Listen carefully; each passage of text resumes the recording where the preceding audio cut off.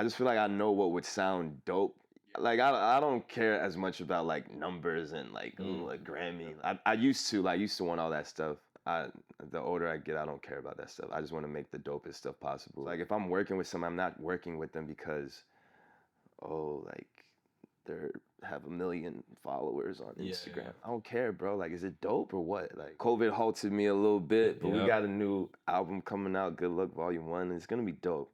Hey, what's up? You are listening to the Beats and Beans podcast, an unscripted conversation about everything music over a caffeinated beverage. Discovering sounds and artists then, now, and everything in between.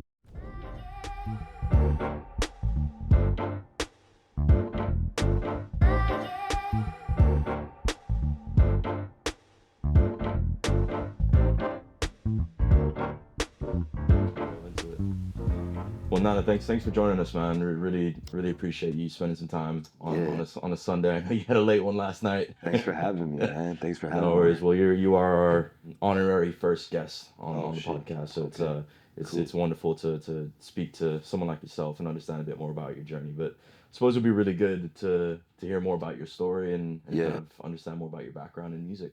Okay, for sure. I come from a musical family. My name is Nanabcool.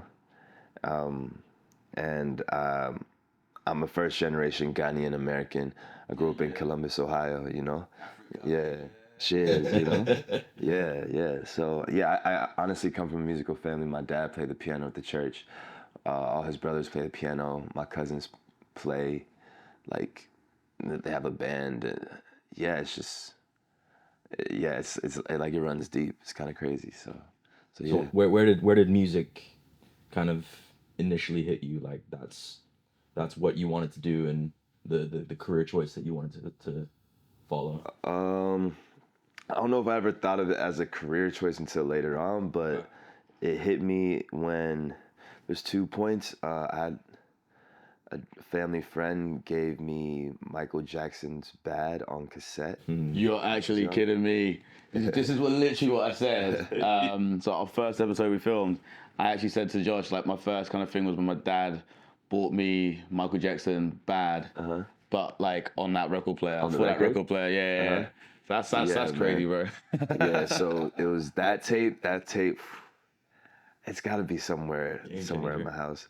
And my parents recorded, I think they got the pay-per-view, but it was Michael Jackson on tour, Dangerous Tour in Bucharest, when he has like the gold thing and he just stands there for like what feels like 30 minutes and the crowd's just, everybody's fainting and crying and that concert I watched, I don't even know how more times than you can count. Yeah, like I know like to this day I know all the choreography for so much, you know, Michael Jackson stuff. So that was the beginning, straight up. So like I was a kid just learning all his dance moves and whatever, you know. Would you say he's like the biggest inspiration for what you do now, or would you say you draw inspiration from other artists as well? Yeah, I draw inspiration from other artists, but he's the reason. If I'm being real, he's the reason why I fell in love with music. Okay. Yeah, straight up. You know. Nice.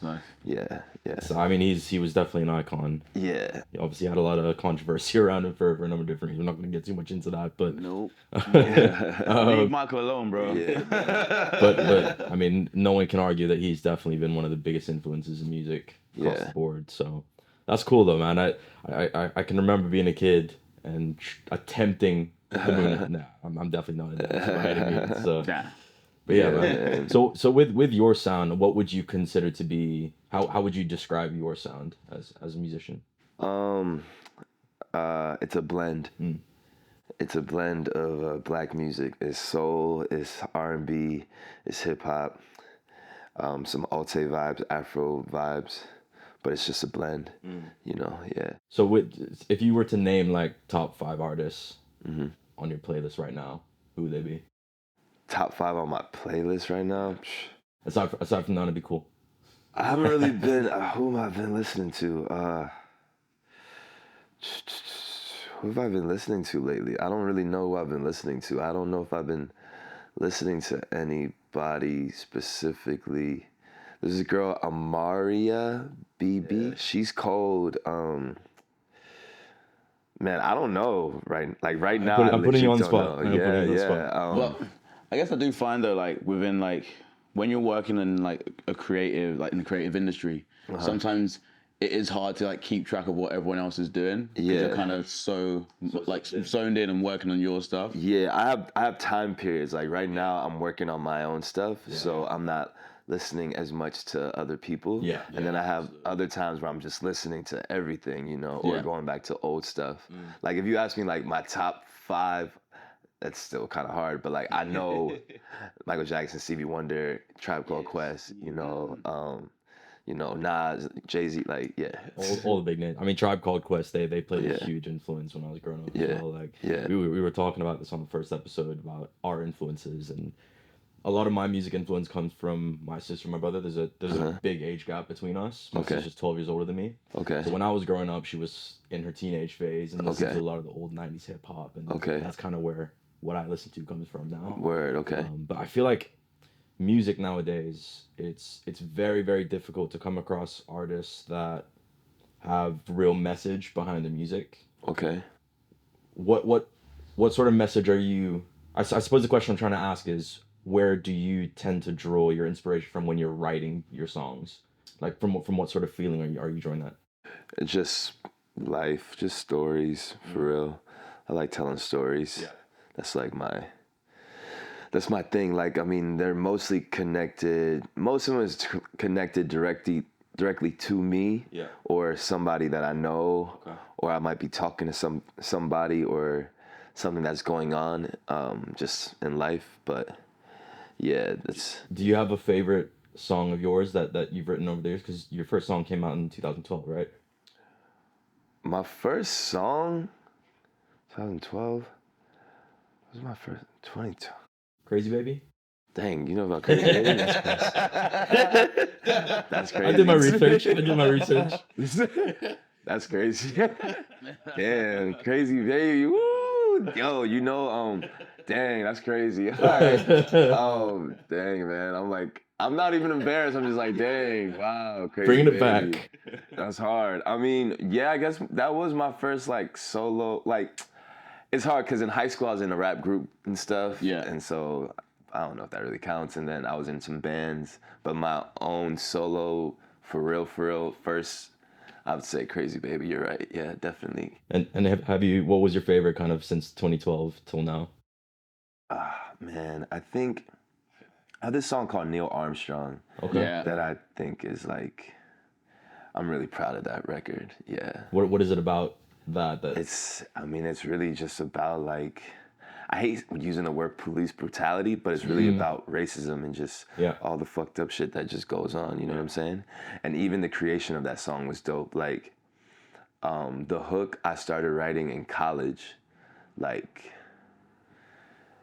2010, and I just had it written, and then I was working on music with this producer artist. His name is Solomon Fox.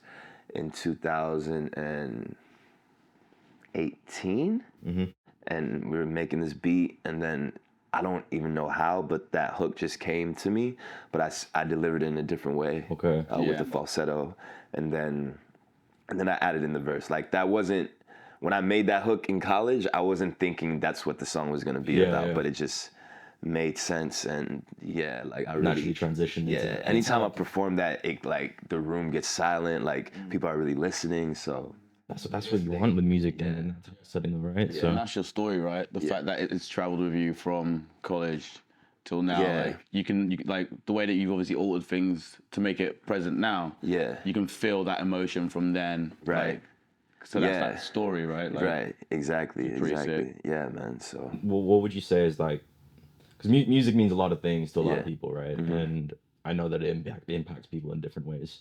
What does it mean to you?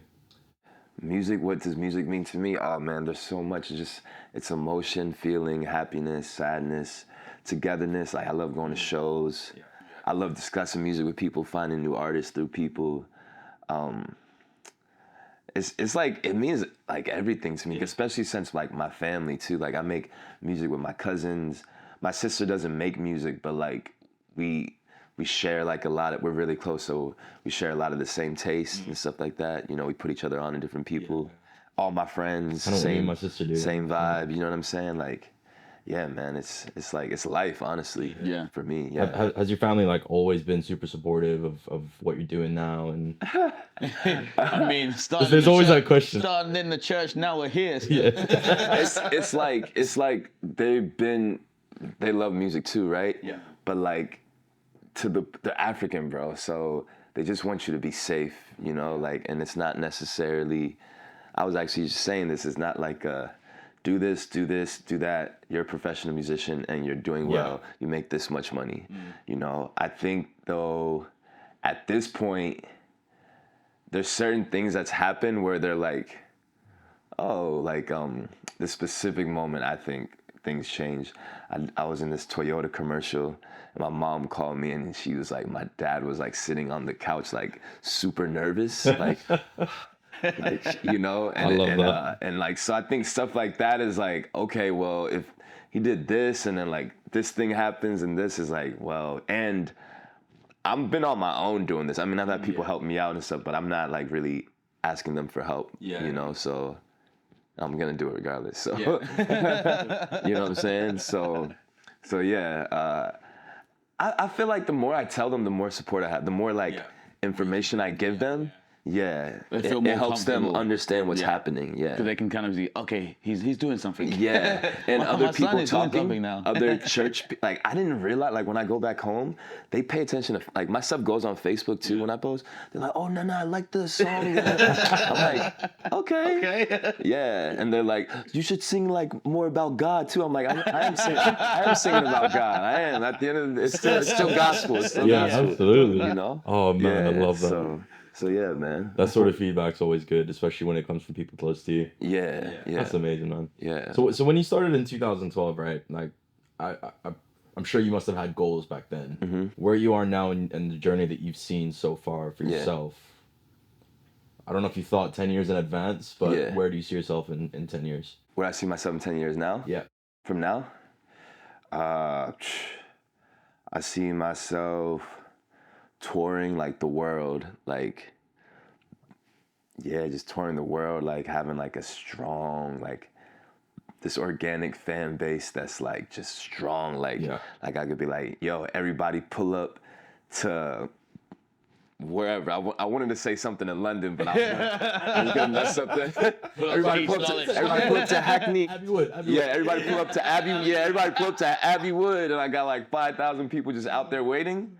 That would be incredible. I mean, that would be incredible 10,000 in general if you got 5,000 people at Abbey Wood. I'm not gonna lie. That's what I'm saying. That'd be crazy. It's like, That'd be that's a real fan base. Like, yo, they pulled up to Abbey Wood. Yeah. Yeah. You So know, with that, like, obviously, I'm someone that comes from out of the industry, and I'm trying to kind of understand a bit more about what it's like day to day. Yeah. What would you say are your biggest challenges as would you consider yourself like an up and coming artist, or I'm a up and coming if you don't know me, but definitely like, underrated.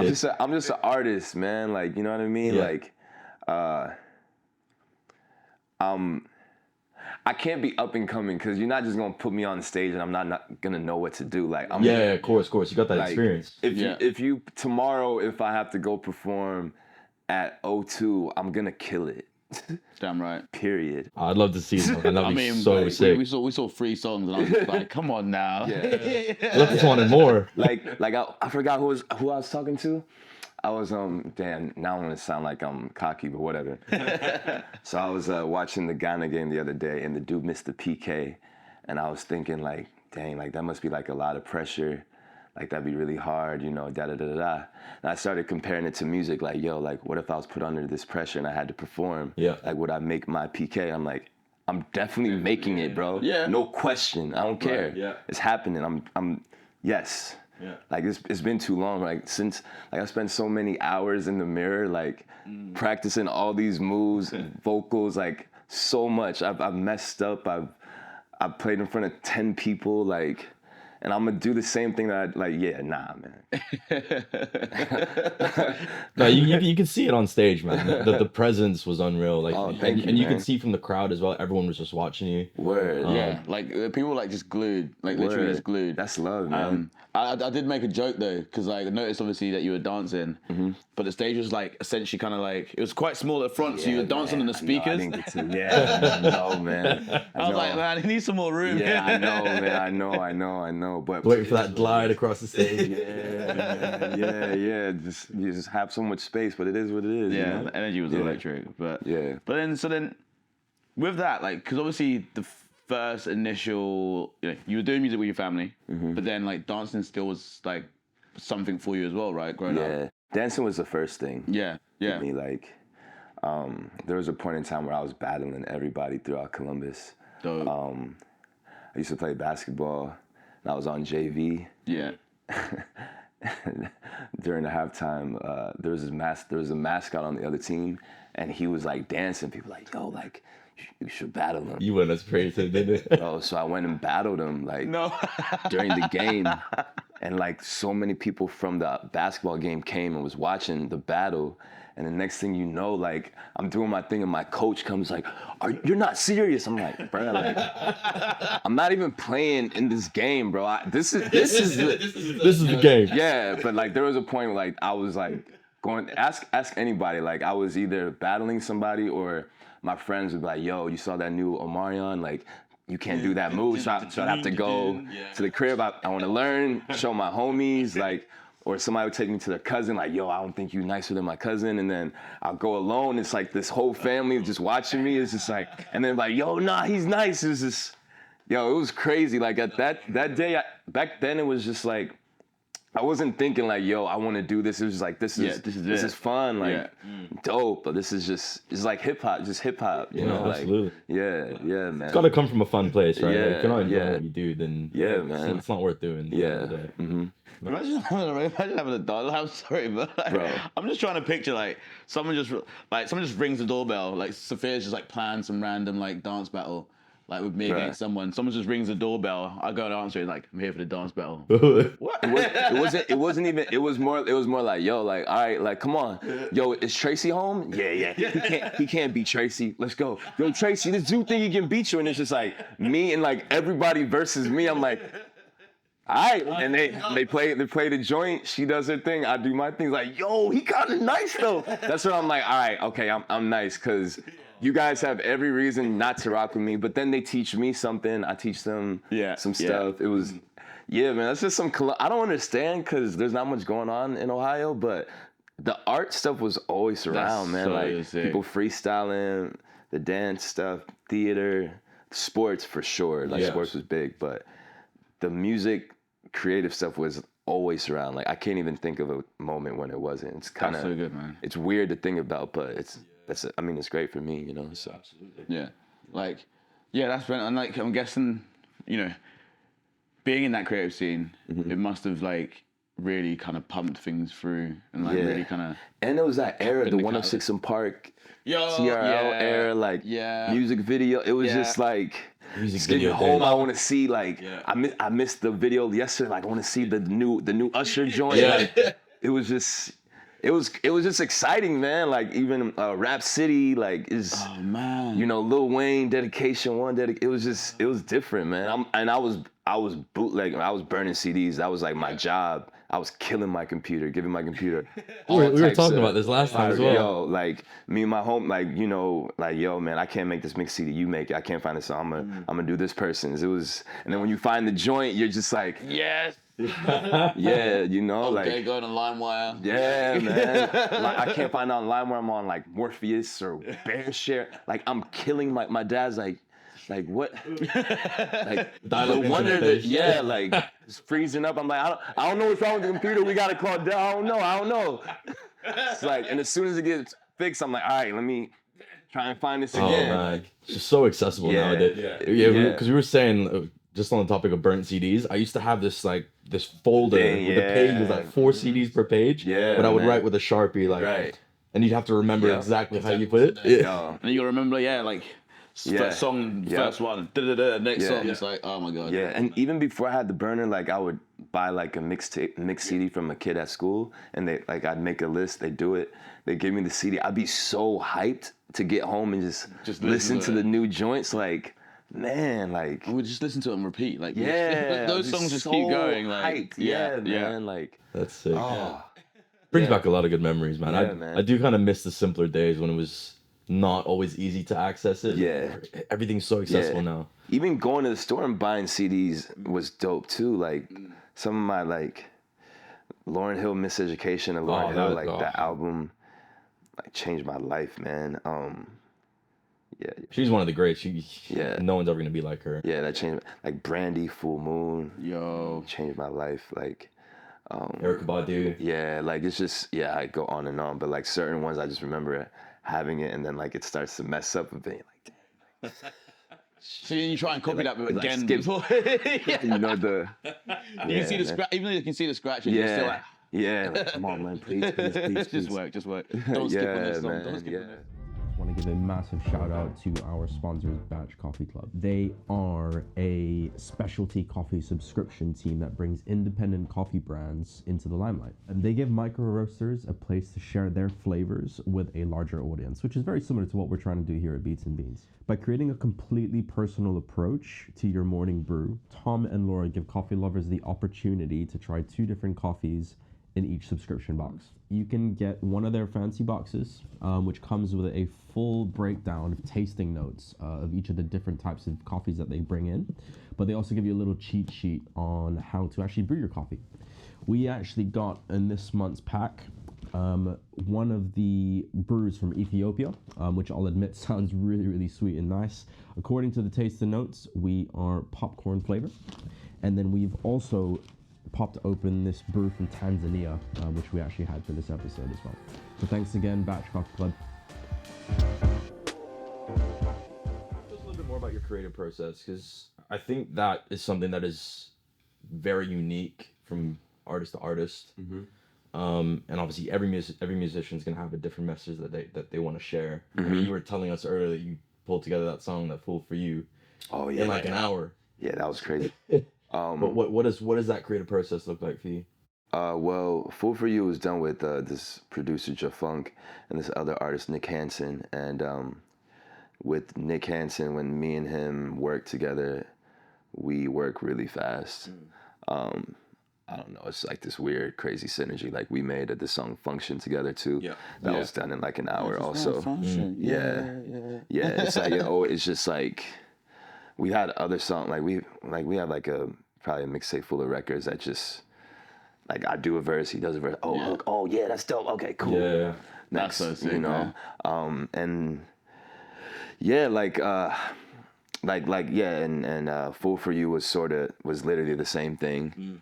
And also there's like in my verse for Fool for You, for instance, we had just left London. Okay. And we're picking up on the slang like pang and just certain things. Yeah. So I'm like able to add that into my verse. It's just fun. It's not like a serious verse, you know what I'm saying? But it's just like I'm out in a whole nother place. I'm inspired by everything right now, you know? And like even just now, I was just in Berlin. I was in a writing camp, and just being in a whole nother environment, it's like I have my memory of back home, and I can put that, now I can just spit it all out into music, whatever it's about, like whether it's a simile or just a word or a topic, like even melodies, just trying different stuff. I don't even know if I'm answering the question right, but it just depends on the record. But these past few weeks, man, like I'm just like trying to get them done. I'm just trying to like, that's because I'm the opposite of writer's block. Because sometimes I'm not really writing as much. I'm just like living, you know, I'm not trying to force it. Do you tend to have moments when an idea comes up and then you just quickly write it down? Yeah. Do you do it mostly on your phone? Mostly on my phone, or I do voice notes. Okay. I've had songs in dreams before. And I wake up and I have to like hum something. It's so weird, bro. It's I remember crazy. the last time I dreamed. It's crazy. Yeah. Did you have an aha moment? With music or with writing? Both, I guess. My song "Love You," So like you mentioned Crazy Baby, I feel like at that stage, so you know, you're talking about like 10 years from now, and I graduated college. I'm about to age myself, but I graduated college in 2011, and in 2011 that was like the blog era. Yeah. Like Big Sean, Wiz Khalifa, Drake, Wale, like those are like the guys. I mean, at that point, I think Drake was pretty big by then. But like from 2009, 2011, blog era, heavy. And there was this group from Columbus called Fly Union. And before I got out of college, literally my whole goal was to get out of school and start popping in Columbus, like on this street. It's called High Street. That's where all the artists are. Yeah. I was like, I just want to pop on High Street. That's it. Like that's all I wanted, bro. I just wanted to be able to walk on High Street and people knew me. And I was like, I have to work with Fly Union. Like I have to. Like those are the producers. They had records with Currency at the time. Yeah. They had records with a long time with like Chip the Ripper. They were the most popping group in Columbus, one of the more popping groups in Ohio. So my whole goal when I got out was to like get beats from them. Yeah. And one of them tweeted about like, anybody need beats? I hit them up. No. And like told me to pull up to the house. I'm like, oh shoot! Like I sent him some demos. I came through, played the music. He was like, yo, this dude is cold, man. I was like, this is it. So they're the ones that produced Crazy Baby and like my first EP. But at that time, it was like, I feel like I would make the song and it was just like, that was that. And it was like, yeah, that was dope. Like, this is my voice. This is cool. Like, all right. And they were like, they definitely elevated me, like, you know? But my next project is where I really figured out, like, this is how I make a song for real that people like sing over and over and really take to and have a certain sound and that was me working with this producer Simon Says, but we worked for like 2 years without putting music out. Wow. And he was the first producer that was really like, nah, bro, that's not that good. And it was like, it would get annoying sometimes. And then there was this one day to me that changed my mindset. I came up with something. He was like, bro, listen to this. And he played, the time the dude's name was Spazzy Rocket, but it's Xavier Omar. He had the Hours Spent Listen. I forgot what that album was. Him and Sango, this mixtape. Yeah. He played some song from it. I wish I could remember the name of the song. He was like, bro, if you played your song after this, do you think it's the same level? Like, be honest. Ouch. Like, and these are songs that he's making beats to too, by the way. Yeah. He's kind of calling himself out. Always looking for some gratification. And that's what I was looking for though. And it was just like, after that, it was like, all right, like I don't want my friends to play my music to like support me. Like, I want my friends to play my music because like, yo, this is dope. Yeah. So that song Love You was probably the first joint that I was like, yo, this is kind of cold. This is kind of got something here, you know? Nice. Well, I suppose for him to stick around for 2 years, he obviously had good intentions, and we were both going together. Like we were both in New York, both from the Midwest, and just like really figuring it out. Like it's kind of crazy looking back because it took so much patience, you know? Like because there's sometimes I'm like, yo, like what do you know, bro? You're not doing nothing. Like how you know it's dope? Like, what are you talking about? But then again, it's like I would have sessions with other people and they're like, yeah, that's fire, bro. I'm like, I don't know if that was that fire. Yeah, you know? So. Well, when you get multiple ears on one thing, it kind of gives you different perspective as well. Right, so. Yeah, man, that group effort definitely kind of helps elevate one. Yeah, man. It makes the journey a little bit more fun, I think. Right, nah, man. Yeah. It's part of my 10,000 hours for sure. You know, it's crazy though, because like you do really well. Obviously, like you're saying, like Columbus High, like it is a creative city in itself. Yeah. But you do well with like just sticking with like just creatives. Yeah. Like I know that some people, you know, for me, in one like video, so like doing videography. I find it a little bit harder to find other videographers in the UK that may be on the same kind of path that I'm on, if that makes sense. Because obviously you got to click with someone to be able to work with them. Yeah. But like you do well of like just getting in that and holding on to it. I mean, I think my biggest growth have been through other creative, like meeting other artists, especially producers, man. Like I love producers, bro. Like, man, like those are the guys that like help me curate the sound, really put it together, and they play me stuff they're listening to. They even, I listen to music so differently because of all the different producers I've worked with now. Yeah. So, like even from the Fly Union days, you know what I mean? Like that's something that I think I've always prided myself in, is just kind of knowing like sound, like really understanding my sound, and like at least being able to pick beats really well, you know, or like for sure. creating beats with somebody, you know. Because I guess it's easy to kind of hear something and be like, yeah, this could be a banger. Yeah. But like, does that actually fit to the story you're writing to at the time, exactly, right? Like, 'cause you said story's a big thing. Yeah. Which is, But it sounds like the way that you write and you create is very much on like just the way that you live life and live music. Do you know what I mean? Like, so you write through experiences. Yeah, that's like my how main. Crazy Baby was a different project to Love It. Like, do you know what I mean? Like, you write just. And honestly, Crazy Baby was like a personal record to me. You know. So I just I feel like my songwriting just got better in how to like deliver it in new songs. You know. That's crazy. Like. That's crazy. Yeah. Oh man. So with your new stuff coming out, then appreciate you probably don't want to tell too much about that yet. No, we could talk about it. Yeah, Man. Yeah, sick. for sure. You mentioned in the car earlier that February is when that's going to be released. Yeah, that's the plan. How is that album looking like right now? Yeah, so it's a 9-song album project. I think I'm gonna add one more song. Yeah. So there's this one song that I have that I think it just rounds it out. And it's called Good Luck Volume 1, because I have 2 more Good Lucks that I've already like put songs down for. And this one is more or less stories of like failed relationships. That's relatable though. That's relatable. Like almost every song is like another thing that just didn't work out, but it's kind of like, it's not good luck from like a mean standpoint. It's like, yo, I wish you well, like, and I hope that you wish me well too. Okay, cool. I was gonna be like, Yeah. So we're going to one of these. Like, I think we said this the last episode. I was talking about like, what was I talking about? I can't remember what I was talking about. Something about lovey-dovey music. About lovey-dovey music. No, I was talking about like how I was trying to find a specific song. Maybe we said this off the podcast, but I was talking about trying to find a specific song. Went through this artist, like really good, great artist. I think it's Joy Crooks. Went through like her songs to try and find a specific song. So I love her voice. I really want this specific, like I want a song from her to use on just like an Instagram reel, because like I wanted, I just really wanted a song from her with her voice. And then went through all of her songs, like every single one, like all the EPs, and I was like, they're all like sad love songs. I can't use any of these.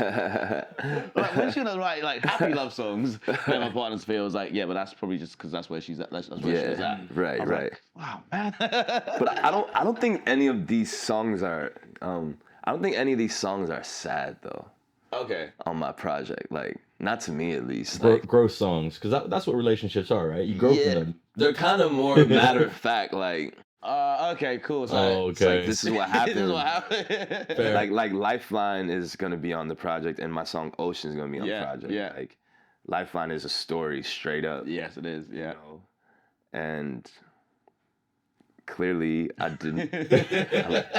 I lost her. She's with somebody else. Oh man, this is what it is. You know, like period. But that story comes from like a while ago, and then Oceans is another story that happened a little bit more recently. But like, it just is what it. Like I talk about all the good times in each one, and it just ends up. I'm like here alone. But like, don't know what I was laughing at that. Like, I'm here alone. But like, it always like in this, honestly, the stuff that I'm writing about, it still goes back, because it's like about my life, so it still goes back to this music thing. Like this, like this girl who is music is always gonna come first. It just is what it is. That's pretty deep, man. Yeah, man. What are you gonna do, bro? It's all gotta come from a certain place. See what we're playing with here. It's like a metaphor and a metaphor and another metaphor. Double entendre. Don't ask me how. Yeah. Oh man. Oh god damn. So I mean, yesterday when we went to see you, as we were saying earlier, you can just see the natural charisma on stage, like, and it's not. You see a lot of performers nowadays who just don't have that ability. Word, thank Like you, they man. just stand on stage and just sing, and yes, sometimes their voices do a lot for them, but yeah. it is that stage presence that makes it Word. huge. We were watching Kendrick Lamar's performance on Amazon Prime. Yeah. Oh, And- it's crazy, right? The production of it was insane. Yeah. Man, you So got that Michael unreal. Jackson belt too. Yes, man. I mean he obviously can't dance. Yeah, but it's still like the way Yeah. he's walking and moving. It's like he's acting. He's using his Yeah. body. You know what I mean? Yeah. And that Yeah. and it tells a story, right? Aside from music, it's an additional part. Yeah. But looking back at all of your past performances, would you say you have like a best and a worst? Yeah, I mean, like I've gotten better over the years, you know. I can't think of, man, my best one. My best one, man, one of my favorite ones was in DC. I was opening up for Lion Babe, and before I got up on stage, I was about to walk on, and I hear this fan. This is somebody in the audience like, "Yo, who is this, man? We want Lion Babe." And I'm like, in my mind, I was like cracking up because I'm like, all right, cool. Like, you just gotta like win them over. Yeah. And I'm telling you, like, there's something up with me in the stage because as soon as I walked on there, I just felt comfortable. Like, everybody, I just saw like all these black people, and I'm born in DC, so I'm just like, man, I'm home. Like, let's get it. And it's just as soon, and like, I feel like as soon as I feel comfortable, everybody else is comfortable. Yeah. I read this book. It's called Stage Performance. I forgot the author. It's like a professor from Berkeley, I think. And he talks about like the people in the audience, they want you to do well because it's awkward if you're at a show I've read and that so the guy much, doesn't yeah. isn't doing like you Like, want you the want them person to- on stage to do well. I mean, you paid. You want. Yeah, You you paid. want to enjoy. You know what absolutely. I'm saying? So at the end of the day, like, all right, if it comes to nervousness stuff, it's like, all right, let me just give it my all. I'm gonna like feel into the music, and that takes time too. Cause I'm at this place right now with my performances where I'm like zoned out. Like I don't care anymore. Like, Yeah. you know, like at first you're like kind of scared, like You're this thinking about awkward. stuff, Yeah, like, like yeah. man, I'm expressing myself right now to these strangers that don't know me and they're not even here for me. I'm opening, you know. But anyways, that show specifically, like I was able to turn all these people into a new base, and it's always cool to go and look at your Instagram and you see like new followers or whatever, and it's like, yeah, man, that's fire. Like they ain't know me before today. And, yeah, man. So That's so crazy. yeah. Do you have like a dream collab? Like one artist that you would kill to get on a record with? Yo, honestly, man, this is from somebody from Ohio. His name is Rashad. He's like one of my listened to his biggest music before. influences, really. Yeah. Good music. He's like, man, Rashad is so dope. I would love for him to produce like a EP or like some type of collaborative EP with him, man. Like that's one of my heroes. Like I talk to him from time to time, so it's even funny to even say this, but it's the truth. It's facts. Like, yeah. We'll send this to him so that Yeah, man, yeah. Just speak it out. Speak it out. You know what I mean? You gotta put that into existence. Yeah, I mean, there's so many like probably bigger artists, but Rashad is like that's like one of my favorite artists. Period. Yeah. Yeah, man. So like, where did like? Because what I'm noticing from you, right, is that like, I don't know. There's like a lot of maturity, but like, I don't know if you can call it spiritual maturity as well. Like for example, like the way that you speak about like your goals and stuff, they're like very realistic and like, do you know what I mean? Like very achievable. Like you could have said anyone, like any like crazy big artist, but you know you kind of had that in mind. Something Yeah. done. Do you know what I mean? Yeah. Like how did that even like where did that come from? I just Okay. like, I just feel like I know what would sound dope. Yeah. Like what would elevate me or I could elevate them. Like, you know, I don't know. I just, like, I don't care as much about like numbers and like, ooh, a Grammy, like whatever. I used to want all that stuff. The older I get, I don't care about that stuff. I just want to make the dopest stuff possible so that 20 years, 40 years from now, like the people that I look up to, obviously Michael Jackson is Michael Jackson. Yeah. But like in hip hop, like, you know, we love Dilla. Like I love Dilla. Like I share a birthday with Jay Dilla. No way. Sick. That's so sick. And Bob Marley is born the day before I was born. And Anderson .Paak is born the day after I was born. Yo, do you know what? Like Yeah. that's just the calling for like, Yeah. yeah, that's it. Yeah. Something needs to happen for you now. Yeah. And all those people are like, I mean, Bob Marley is Bob Marley, but I don't know if when he was alive it was like pandemonium. I'm not sure. I can't quote me on that. But like I feel like his stuff is just pure. You know what I mean? So like if I'm working with someone, I'm not working with them because, like they have 1 million followers on Instagram. I don't care, bro. Like, is it dope or what? Like, what are we saying? Like, or can we even work together? Yeah, like that's the first. You know one, what I'm saying? Like, But does it even make all, sense? Even Like, all of the awards and stuff that comes from making good music. Yeah. And that'll kind of come naturally. Right.